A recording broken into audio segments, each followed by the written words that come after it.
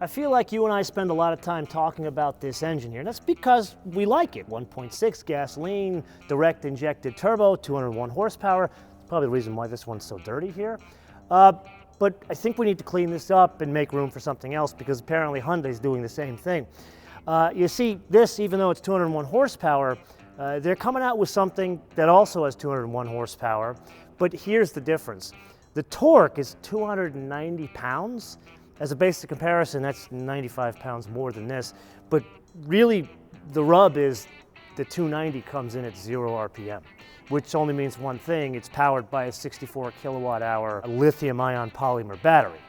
So let's try a different kind of Hyundai, although we've driven a Kona before, but let's try a Kona with not this engine, shall we?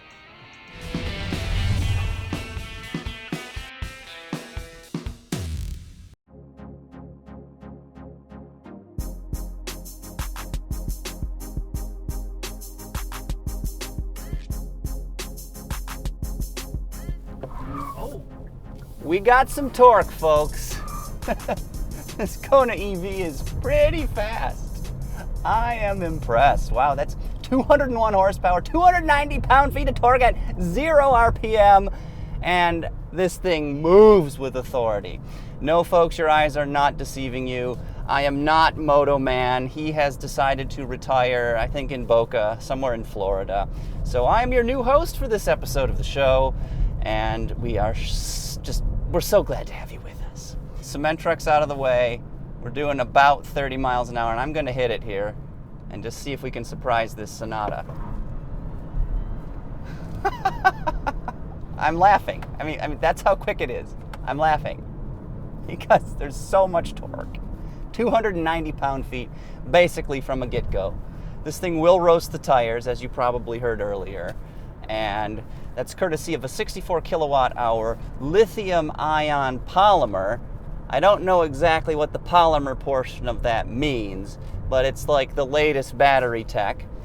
Gives you a driving range, it's advertised 258 miles, which is about 30 miles more than Chevrolet claims that its Bolt will offer, which is 238. So that's definitely a big advantage for Hyundai. I put it over into sport mode. The thing is even faster than it was in the normal driving mode. The throttle tip-in, well, I guess it's not really throttle, potentiometer tip-in? Would you call it that? I don't know. The tip-in with the accelerator is even sharper, it's even faster. So this vehicle does have multiple levels of regenerative braking. Personally, I like to leave it in the most aggressive setting, so you can really pretty much drive the Kona EV with just one foot, using your foot on the accelerator. When you lift off, the vehicle will naturally slow down, quite aggressively actually, when you've got it in that highest setting. And that's great for enhancing the vehicle's driving range, because you're taking all that kinetic energy of the vehicle moving forward, you're putting it right back into the battery, so of course you can use it again for more acceleration! And that's 60 and probably a 25, so we don't need to be going that fast.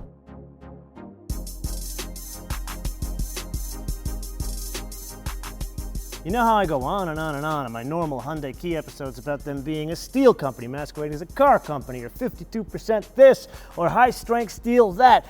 Not going to do it in this episode. Instead, we're going to talk about the changes to the structure. Because you think about the Kona EV, it's got batteries and they sit down here. So big change from like a serial production Hyundai like this is you have to reinforce for the extra weight, but also where the batteries are. So there's like an internal cage box made out of high-strength steel to both build in extra structure to support that weight, but also protect them in a collision. And it's not just that, the batteries themselves down there are cooled and heated. Anyway, back to driving. Okay, so if you want something done right, you got to do it yourself. Let's get past this 4Runner that's parking. I agree with Craig, there's definitely some get up and go in this thing, but in all that yammering of Mr. Ford V8 guy, he said nothing about driving dynamics. So I'm taking this to a place that you really shouldn't, and this is not exactly Moto Canyon, but it's close to it. So let's put our foot into it.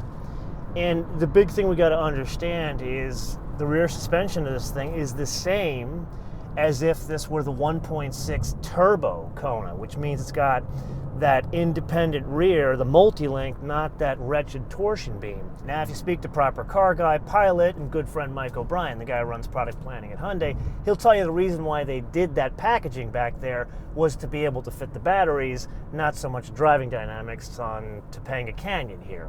But there is the added benefit of, if I put my foot into this thing, I can go around corners here and it's not sloppy.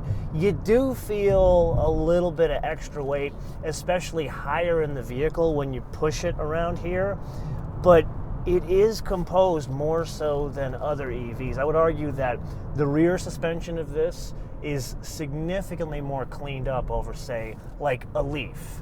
So this would be like the fun choice in the EV world because of a packaging choice.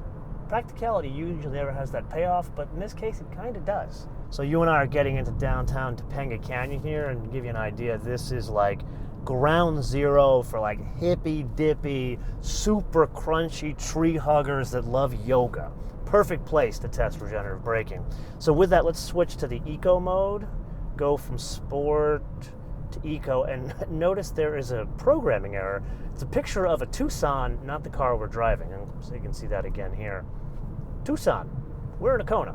Something tells me they got to fix the graphic.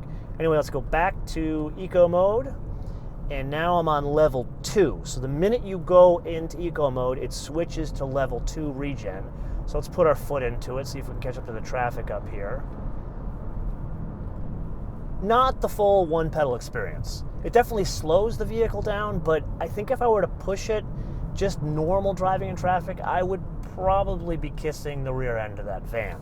So let's switch now to level 3. Now it's, yeah, this is the full-on one pedal. Remember what we did with the Leaf? It's got the exact same feeling as the Leaf. So even if I push it and I get right up on that van, the minute you take your foot off the accelerator, it's almost as if the brakes are applied.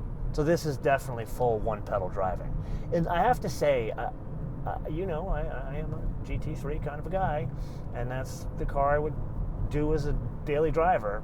But this, as a daily driving basis, I gotta tell you, I'm kind of sold on the one pedal thing. And it was an unlikely gateway drug that got me there, the BMW i3. Remember we drove the black one, the first one? Got even better in the i3S. This, I would say, is close to that one pedal driving in the i3S, just not quite on the same level.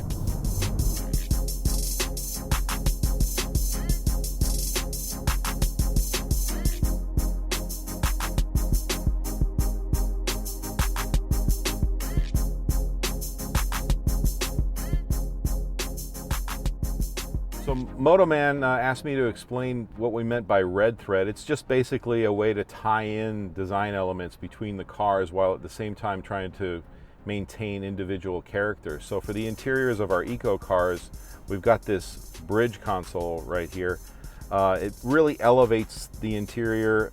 It helps feel like you're piloting a car rather than just driving it, or you're a captain's or ship's captain. We've got some storage beneath, and we've got the shift-by-wire unit right here. And you're going to see this connection between all our eco cars here with the Nexo, and then also with the Kona EV, having these same sort of attributes. It really helps lighten up the vehicle because these are SUVs and they have a tendency to look thick and heavy, and so we want the experience to match the drivetrain and the whole ride experience of comfort and effortlessness. I think this is Pacific Palisades, which, if I'm not mistaken, is a pretty fancy community. I think MotoMan even lived here for a number of years before he decided to get an airplane and spend all his money on that.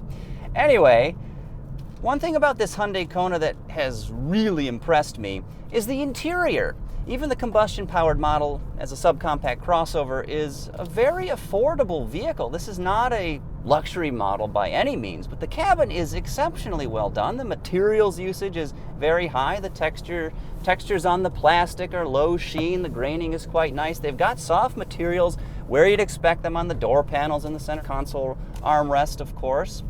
And I think Hyundai of late is doing a lot better job in their vehicle interiors than even Nissan is, because recently I tested and reviewed the new Altima, brand new for 2019, and the cabin in that car, if you start poking around, you start to see a lot of pinched pennies, like particularly up here where the sunroof is. This trim for the headliner, you can literally just pull it down. It'll flex with no pressure whatsoever. There's like no reinforcement up here, which just, it feels really cheap if you're operating the sunshade. Hyundai, you can see, has added a lot of sturdiness. This is a robust piece up here, so it does not feel cheap at all.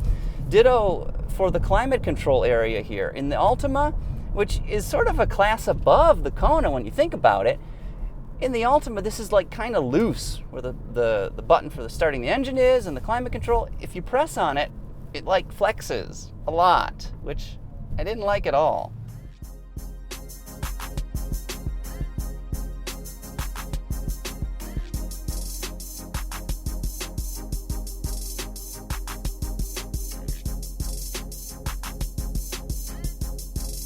After Craig and I had the opportunity to drive the Kona EV, we spent what we both felt was far too much time discussing how it drove.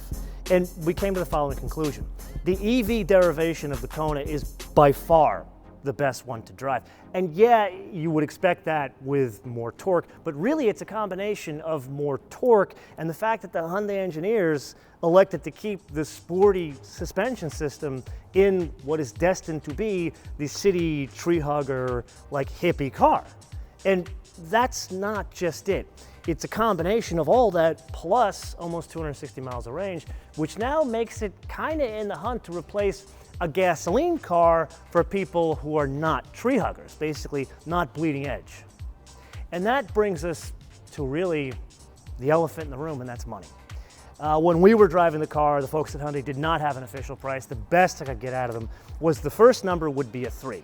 Now, I really hope the second number is either a 0 or 1, and maybe with everything in it, a 2.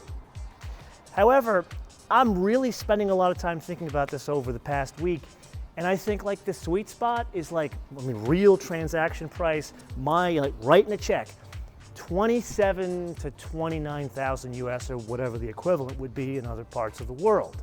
Now, that is one man's opinion, so I'm gonna turn this around to you guys. I'm gonna ask you, what do you think is the right price? And please be realistic. Don't come up with like 15,000 after some ridiculous rebate. And I do want to hear what you feel the right price is in other regions of the world, because there are different tax schemes.